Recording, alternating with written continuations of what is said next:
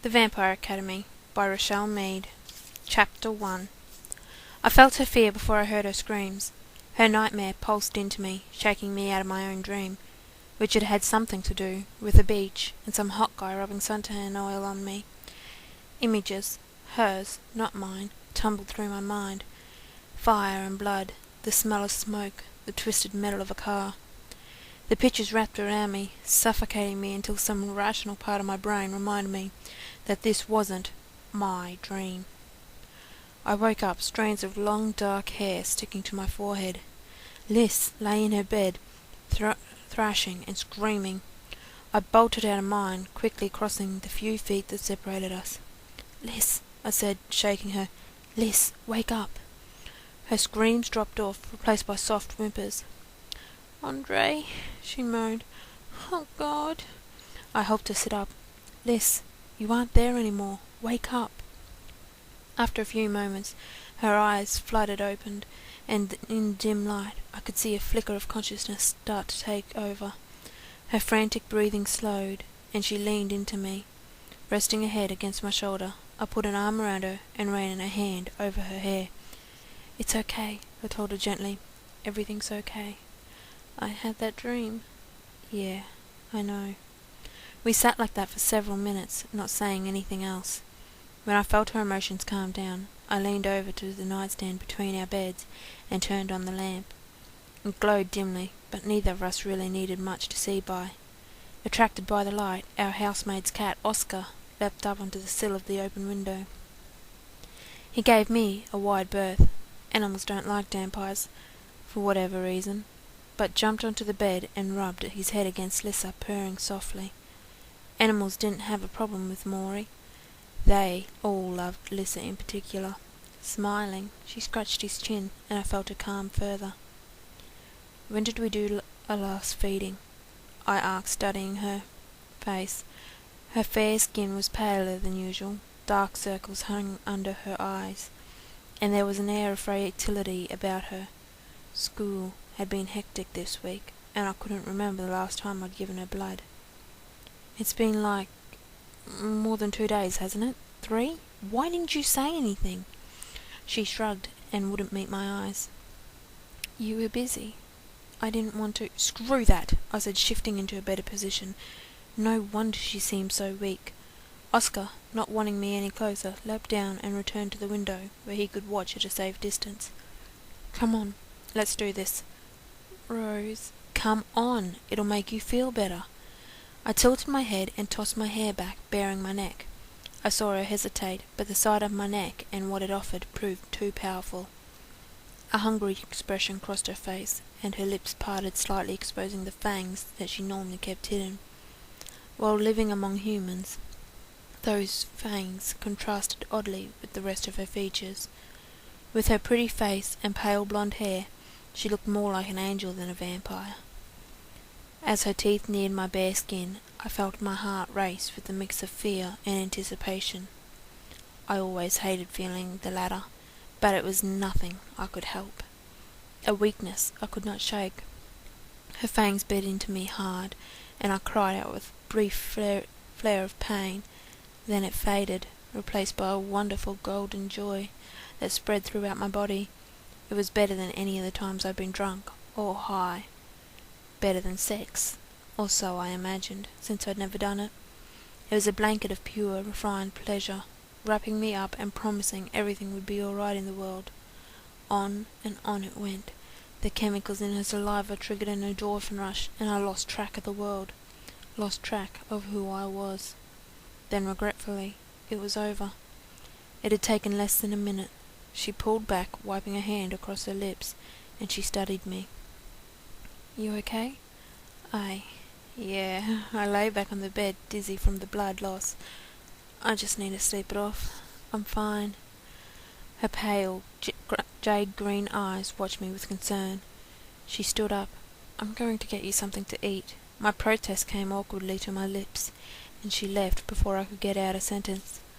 The buzz from her bite had lessened as soon as she broke the connection, but some of it still lingered in my veins, and I felt a goofy smile cross my lips.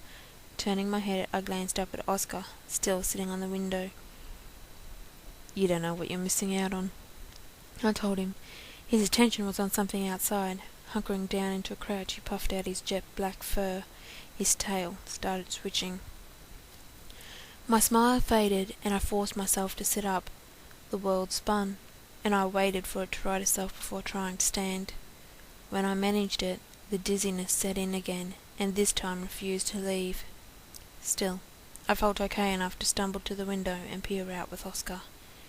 He eyed me wearily, scooted over a little, and then returned to whatever he had held his attention. A warm breeze, unseasonably warm for Portland fall, played with my hair as I leaned out. The street was dark and relatively quiet. It was 3 in the morning, just about the only time in college campus settled down. At least somewhat. The house in which we'd rented a room for the past 8 months sat on a residential street with old mismatched houses. Across the road, a streetlight flickered nearly ready to burn out. It still cast enough light for me to make out shapes of cars and buildings. In our own yard, I could see silhouettes of trees and bushes, and a man watching me. I jerked back in surprise. A figure stood by a tree in the yard, about 30 feet away, where he could easily see through the window. He was close enough that I could probably have thrown something and hit him. He was certainly close enough that he could have seen what Lissa and I had just done. The shadows covered him so well that even with my heightened sight I couldn't make out any of his features, save for his height. He was tall, really tall. He stood there for just a moment, barely discernible, and then stepped back, disappearing into the shadows cast by the trees on the far side of the yard. I was pretty sure I saw someone else move nearby and join him, before the blackness swallowed them both. Whoever these figures were, Oscar didn't like them. Not counting me, he usually got along with most people, growing upset only when someone posed an immediate danger.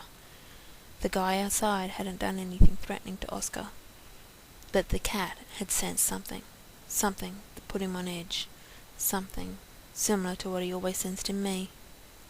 Icy fear raced through me, almost but not quite eradicating the lovely bliss of Liz's bite.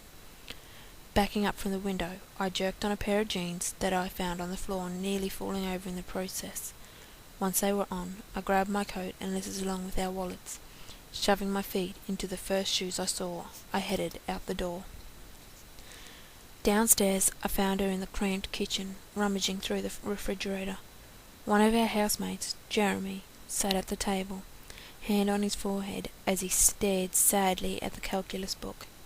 Lissa regarded me with surprise. "You shouldn't be up. We have to go. Now." Her eyes widened, and then a moment later understanding clicked in. "Are you... really? Are you sure?" I nodded.